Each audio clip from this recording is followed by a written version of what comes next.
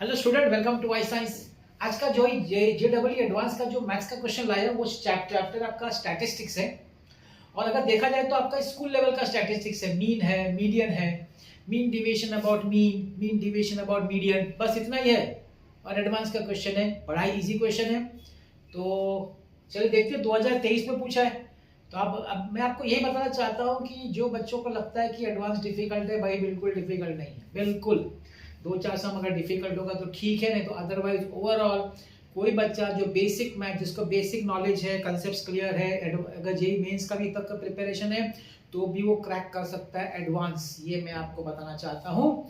चलिए स्टार्ट करते हो। याद रखिएगा, इसके बाद में छोटा सा एक गाइडेंस देता हूँ किस तरीके से आप अपना एक अच्छा सा स्कोर ला सकते हैं एंट्रेंस एग्जाम में, देखना मत भूलिएगा।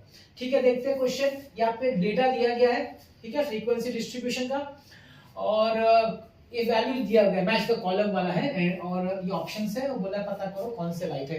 जैसे mean, median, mean deviation about mean deviation about median, ये चार क्वेश्चंस है। और बोला इसको ढूंढो, तो टेबल बना लेते हैं तो आसान पड़ जाएगा, है कि नहीं। Table, let's go for the table.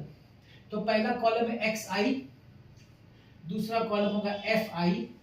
अभी xi को मैं जरा ऑर्डर में लिखता हूँ, पहले 3 के बाद मैं लिखता हूँ 4 के बाद 5 के बाद 8, 10 और 11।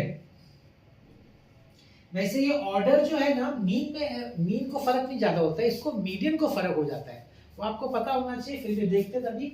आपका फ्रीक्वेंसी देखिए, 3 के सामने है 5, 4 के सामने है 4, 5 के सामने है 4, 8 के सामने 2, 10 के सामने 2, 11 के सामने 3। अब सबसे पहले ना हम लोग फाइंड करेंगे बाय मीन। अब मीन आप जानते हैं, मीन के बारे में आप जानते हैं, mean x bar sigma fi xi upon sigma fi, है कि नहीं।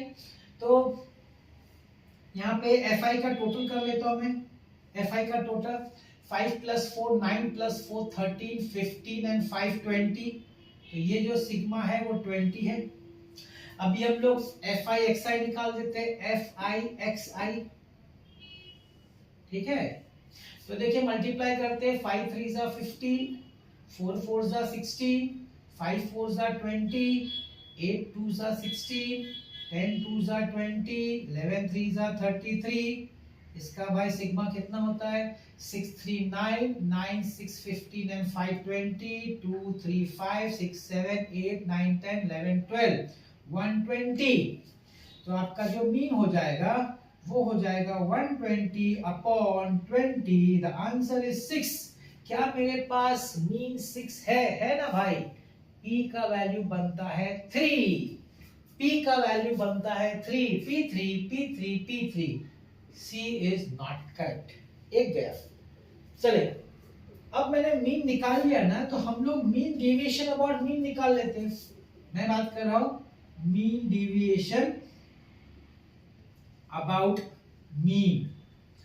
आप डिविएशन समझते हैं ना, मतलब डिविएशन मतलब कितना दूर है वो वैल्यू, कहां से यहाँ किसकी बात करें हम लोग, मीन की बात करें। मीन की बात करें मतलब कि हम लोग बोल सकते हैं x माइनस xi या x बार मीन माइनस xi, और उसको फिर फ्रीक्वेंसी से मल्टीप्लाई भी करना पड़ेगा।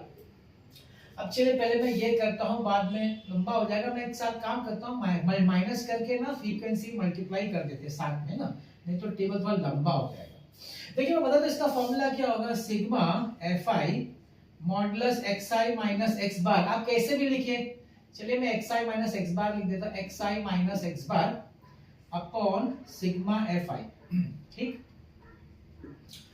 मतलब हर वैल्यू को मीन से माइनस करने का। जैसे 3 है, यहाँ 6 है, 6 माइनस 3 is 3 into 5 50। फिर 6 minus 4 is 2 into 4 8। 6 minus 5 is 1 into 4 is 4। 6 minus 8 इसका मॉडुलस है तो पॉजिटिव साइन है, 2 2 2 जा 4। फिर इधर 10 माइनस 6 is 4, 4 2 जा 8। 11 minus 6 is 5, 5 3 is 15, ठीक है ना। तो ये 15 और 15 30 हो गया, 30 और ये 3 बार 8 है 24। The answer is 54। तो तो यहाँ पे लिखा जाएगा 54/20, एक जीरो हट के पॉइंट आएगा 2.7। क्या मेरे पास 2.7 है? Mean deviation about mean. मैं बात कर रहा हूँ आर का वैल्यू, आर का वैल्यू 4 है। किधर है भाई आर का वैल्यू 4? इधर है, तो ऑलरेडी क्रॉस हो चुका है। ओहो, सब खत्म हो गया बिना मीडियन ढूंढे। सबसे मजेदार बात ये देखिए, क्या मजा आ गया ना, आपका कितना टाइम बच गया, मीडियन ढूंढना ही नहीं पड़ा। बिना मीडियन ढूंढे हमको ऑप्शन मिल गया ए, हो गया सब। है कि कितना इजी, देखिए मीडियन पूछा है लेकिन जरूरत ही नहीं पड़ी। लेकिन फिर भी चलिए मैं बता देता हूँ आपको, एक्सप्लेन कर, ऐसा कुछ नहीं एक्सप्लेन कर रहा हूँ, मैं बताता हूँ कि कितना जल्दी सम हो गया कंप्लीट।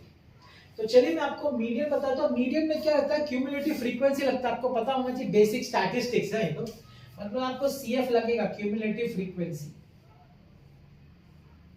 अब यहाँ पे क्यूमुलेटिव क्या होगा फ्रीक्वेंसी का? 5, 5 + 4 9, 9 + 4 13, 13 + 2 15, 15 + 2 17 एंड 3 20। ठीक है। अब मीडियन का क्या रहता है पता है ना? अभी आपका टोटल 20 है, तो इसका जो वैल्यू मीडियन कहाँ पे लाई करेगा? उसके मीडियन में n/2th ऑब्जर्वेशन। अगर आपके ऐसे ऑब्जर्वेशन रहते हैं फ्रीक्वेंसी, तो उसको आप जब अरेंज करेंगे तो उसका मिड वैल्यू पे हम लोग ढूंढते ना, n/2th बोलते हैं यहाँ पे, क्योंकि यहाँ पे n 20 है।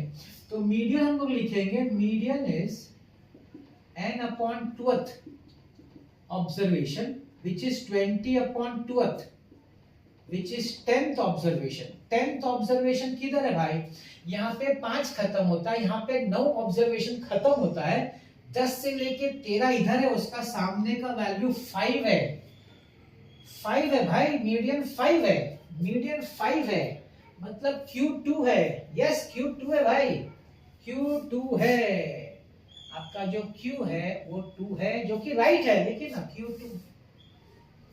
फिर मीन डेविएशन अबाउट मीडियन, वही करने का, क्या करने का? अभी आपको क्या करना पड़ेगा? मीडियन से मन, जैसे आपने यहाँ लिखा था ना, यहाँ क्या लिखेंगे? fi, यहाँ लिखेंगे xi माइनस मीडियन लिखेंगे, मीडियन।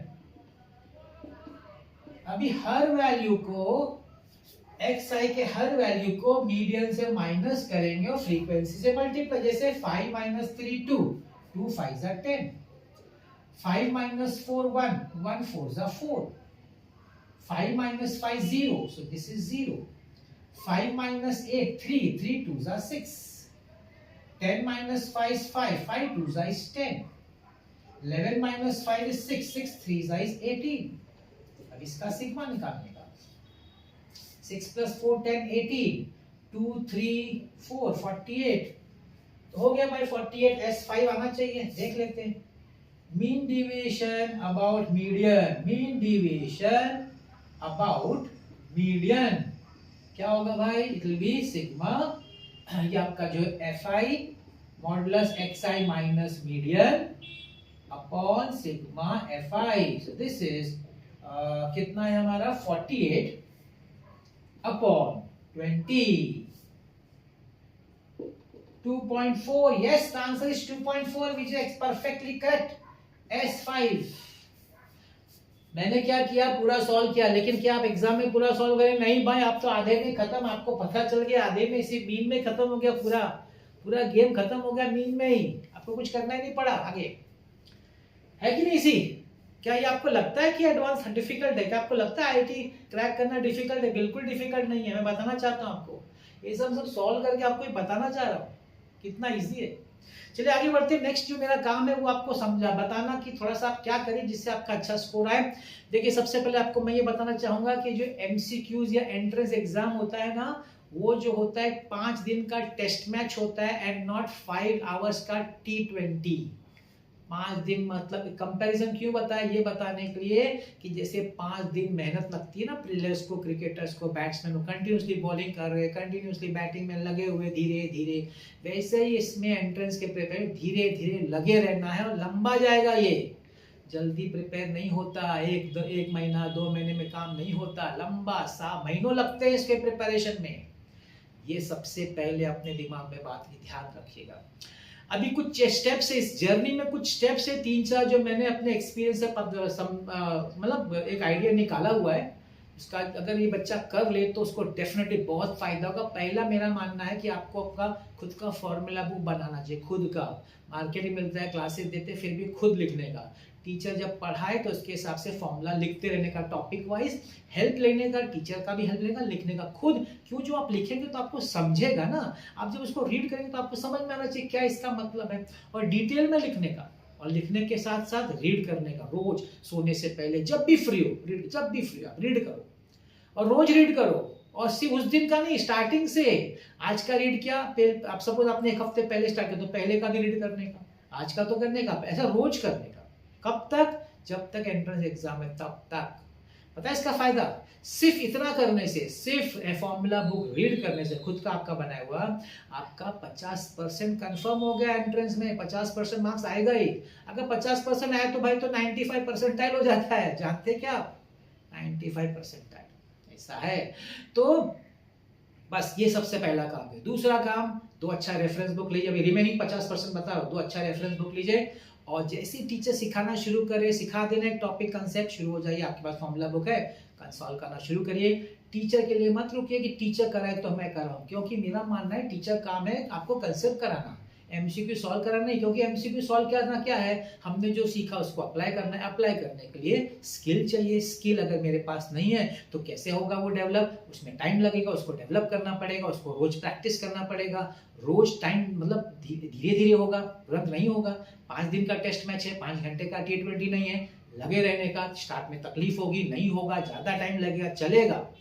करते रहिए करते रहिए करते रहिए, धीरे धीरे धीरे आपका जो पिच पे बैटिंग कर रहे ना, आपको समझ में आने लगेगा पिच कैसा है। फिर आप धीरे धीरे अच्छा ड्राइव मारने लगेंगे, आपसे सम सॉल्व होने लगेगा, टाइम लगेगा मगर सॉल्व होगा। धीरे धीरे आप चौका मारना शुरू करेंगे, आपको कम टाइम में प्रॉब्लम सॉल्व होगा। और जिस समय आपका छक्का मारने का टाइम होगा उस समय आप ओरली देख के समझ जाएंगे कि ये सम क्या है और कैसे सॉल्व करने का। वो टाइम भी आएगा मगर टाइम लगेगा। तीसरा काम क्या करने का, पीवाईक्यूज देखने का। पीवाईक्यूज देखिए ना, पता चलता है ना, अरे कितना इजी है। लोग डराते हैं सिर्फ, अरे आईआईटी है, डिफिकल्ट है, नहीं होगा, ऐसा वैसा क्या क्या बोलते हैं लोग, मुझे नहीं पता।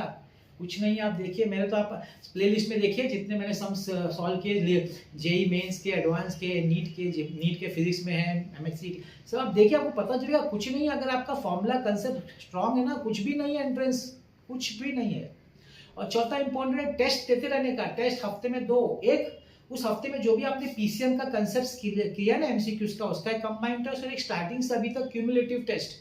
2 टेस्ट आपके हिसाब से कस्टमाइज हो तो बहुत अच्छा है। बड़े बड़े क्लासों का ऐप होता है, उससे आप ले सकते हैं, ऑनलाइन मिलता है आजकल, परचेज कर सकते हैं, लेकिन फ्रॉड से बचने का ये 4 चीज करिए। और मैं विश्वास दिलाता आपको इतना अच्छा स्कोर आएगा, आप खुद विश्वास नहीं करेंगे। लोग सिर्फ इसको इतना बड़ा डरावा बना के रखा है कि ऐसा वैसा नहीं हो सकता, इसका हेल्प लगेगा, उसका लगेगा, ऐसा करना। कुछ नहीं है भाई, बड़ा सिंपल है। सिर्फ अच्छे से कंसेप्ट क्लियर होना चाहिए, और आपको फॉर्मूला बुक और प्रैक्टिस और टेस्ट, बस और कुछ नहीं। बस लग जाइए, 3 महीने का टाइम दीजिए इसको। अगर आपको इसका रिजल्ट देखना जो मैं बता रहा हूँ, 3 महीने सिंसियरली करिए और फिर बताइएगा क्या है आपका रिजल्ट, है कि नहीं। ठीक है, बस मैं ऐसे वीडियो ला रहा हूँ, देखते रहेगा मेरा वीडियोस। आज का वीडियो देखने बहुत बहुत धन्यवाद।